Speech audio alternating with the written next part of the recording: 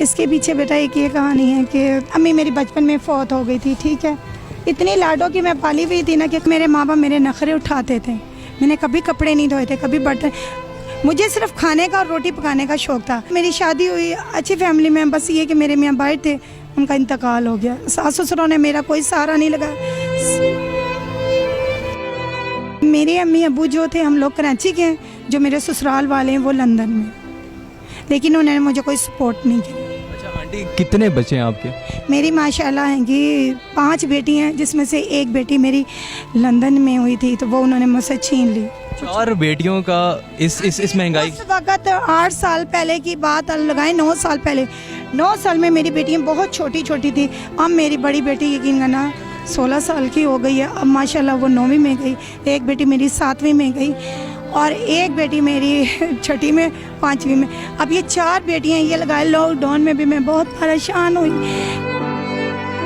कि यहाँ तक बस ना ही पूछे, कमीज से नंगा पेट होगा, कोई खाने को नहीं देता। लेना है मैंने रब से, कभी आज तक मैंने इधर से नहीं लिया, ना ही मुझे किसी ने छूटे मुँह से नहीं कहा। एक माँ की दिली कैफियत क्या होती है जब वो औरों की बेटियों को यहाँ पर ऐसे देखते हैं? माँ की दिल की आपको क्या पता, मैं रोज़ाना मरती हूँ, रोज़ाना जीती हूँ, रोज़ाना मर। मेरे पट्टे रह गए रातों को, अभी भी मैं पटक पटक के लातों को मैं पटक के, क्योंकि यहाँ मैं दुबई बैठती हूँ ना, जब मैं 12 बजे तो किसी को मेरे पर रहम नहीं आता। मैं चल जाती हूँ, रोज़े की हालत तड़प जाती हूँ कि मैं वो कुर्सी उधर से करती हूँ, कहते पीछे कुर्सी करो, पर आंसू पी पी के घर पहुँचते मैं से रोज़े के लिए खाना भी नहीं, पानी पानी। रात भी 3 दिन क्योंकि ये डोन से खुला, मैं मुसलसल तड़प रही, सिर्फ अपने बच्चों की खातिर इधर आई कि बच्चों को मैं जानी, एक प्रोग्राम है जानी वाला, वो बहुत अच्छा, इसलिए मुझे, मैं उसकी नेकी कभी राय नहीं करूँ। उसने मुझे अपनी बहन बनाया, अगर वो समझे तो मेरी। सजाद भाई की बात कर रही हैं? नहीं, सजाद जानी। हाँ, उसको मेरी जैसे मिले भी, उसे कहना, उसने मुझे बहन बनाया ना, जब तक जिंदा ये बहन, पूरी टीम के लिए और उसके लिए दुआ करो कि किसी ने मेरा एहसास नहीं करा तो उसने मेरा करा। मैंने वो अपने बच्चों को, अपने खानों को कभी मैंने रोज़ों में नहीं लिया। ये कहते हैं 300 लगा लो, 400 ले, जो जिसकी रेट वहाँ पर दुकान के अंदर 8,000 7,000 है। अब ये वाले बरस के मुझे लगा गई 600 रुपये लगा। आप मुझे बताइए, आप महंगे से महंगे रेस्टोरेंट से खाना खाते हैं, बरस जो है ना, जो मुझे देते हैं भाईजान, ये दुकान का है, ब्रांड का है, लेकिन उन्होंने मुझे इसलिए दिया कि मैंने आज तक किसी से मांगा नहीं लिया, यानी मेरी अच्छाई की वजह से। यहाँ पर ना एक बात से नहीं लेता मुझसे, ये कहते लूट के ले जाने वाले। एक बात का मैं इजाफा कर दूं, आप यहाँ पर आ जाएं क्योंकि यहाँ पर पाकिस्तान की एलीट क्लास फैमिली से लोग आते हैं। आप महंगे से महंगे रेस्टोरेंट्स में खाना खाएं, महंगे से महंगे ब्रांड से शॉपिंग करें, लेकिन जब बात आती है कि किसी की खिदमत की जाए, किसी की मदद की जाए, तो आप यहाँ पर कीमत कम करते हुए दिखाई देते हैं। अगर आपके चंद पैसों से किसी के घर का राशन चलता है तो अल्लाह ताला ने आपको इस मदद के लिए चुन लिया है। अच्छा आंटी, आप बिलाशुबा, हम ये बात बिल्कुल वाज़ा करेंगे अपनी तरफ से, अपने इदारे की तरफ से, आम आवाम की तरफ से, कि आप एक हिम्मत का निशान है।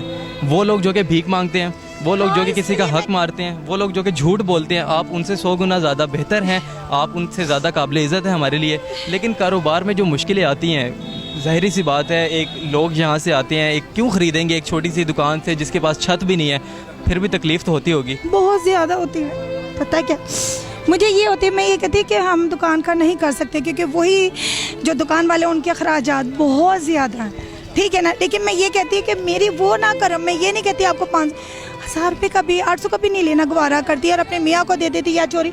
और भीख में मांगने वालों को, उनसे मैं ये गुजारिश करती है, कसमें उठा देते हैं रेट्स के पीछे के दूसरे बाजार से। यहाँ वो आगे वो लड़का बेच रहा होता है, उसे 25-25, 3-3, 35 100 का ले आएंगे, वहाँ से आके मुझसे झूठ बोलेंगे कि वो उसने हमें 500 का दिया, उसने हमें 600। मैं उस लड़के के पास जाती हूँ तो वो लड़का कहता आंटी मैंने नहीं दिया, मैंने उसको 3500, 2500 और 3,000 रुपये का दिया। ईद आ रही है, बेटियां हैं, बेटियों की ख्वाहिशें होती हैं। अभी तक नहीं ख्वाहिश है, मेरी बेटियाँ मुझसे रोज़ाना एक छोटी रोज़ा नहीं रखती, तो रखती है छोड़ देती है, तो मैंने उससे बतेरा समझाती होंगी। वो ये कहती है कि अम्मी मुझे भी खाला के पास छोड़ो, आप हमारा खर्चा नहीं अफोर्ड कर रही हो, या दादी को हमें दे दो। मैंने अपनी जवानी ख़त्म कर दी यहाँ पर, मेरा दिल में दिल नहीं है, मेरा भी दिल करता मैं अपने बच्चों को अच्छे कपड़े पहनाओ, जूते पहनो, मेरा वाइट कलर था, मैं क्या से क्या बने, लेकिन सब मुझे ये कहते हैं पागल है कि, और ये महंगा बेचती है कि, लूटती है कि मुझे, कोई मेरे तक कोई आज तक नहीं पहुंचा मेरा। लेकिन मैं हंस के सबको बेटा बेटा करके टाइम पास करती हूँ। आपकी मेरे दिल के हाल तक नहीं पहुंचा। मैं 3 दिन से धूप में तड़प रही, मेरे पाँव जल के रात को तड़पते मुझे किसी ने। रमज़ानुल मुबारक का ये महीना लिबर्टी मार्केट के अंदर हम लोग मौजूद हैं। छत का भी अगर बंदोबस्त ना हो तो इस धूप में 1 मिनट भी बैठना जो है वो आप अंदाज़ा नहीं कर सकते कितनी तकलीफ़ का समा होता है। रोज़ा इन्होंने रखा होता है, यहाँ पर मौजूद होती हैं। यहाँ पर फिर मैं एक दफ़ा कहूँगा कि पाकिस्तान के वो लोग जो कि अफोर्ड कर सकते हैं, अल्लाह ताला ने अगर आपको दिया है तो अल्लाह ताला ने किसी मकसद के लिए दिया होगा। अगर आप ईद की शॉपिंग के ऊपर हज़ारों रुपए खर्च कर सकते हैं तो किसी गरीब के दर से एक ऐसी चीज़ लेना जिससे उसके घर का राशन चल सके, उसके घर का चूल्हा जल सके, तो यकीन करें कि अल्लाह ताला ने इससे ज़्यादा नेकी का काम आपसे नहीं ले सकते होंगे।